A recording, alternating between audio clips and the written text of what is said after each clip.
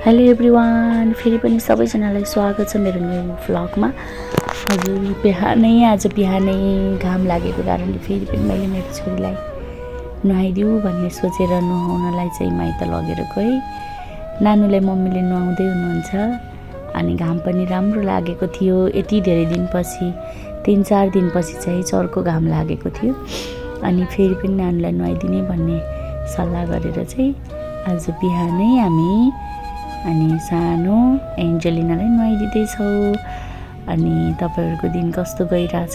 आज मेरो दिनभरि चाहिँ हामी यसैमा बिजी छौँ, नानीसँग रमाउँदै घाम ताप्दै अनि हाँसी मजा गर्दै हामीले चाहिँ आजको रमाइलो दिन घामसँग बिताएका छौँ। अनि हजुरले हेर्न सक्नुहुन्छ।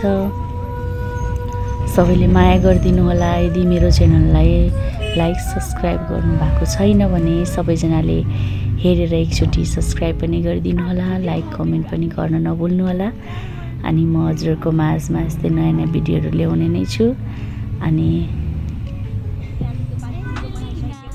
फुल भिडियो हेर्ने भए मेरो युट्युब च्यानलमा गएर ALN इन्टरटेनमेन्ट ब्लग सर्च गर्न सक्नुहुन्छ।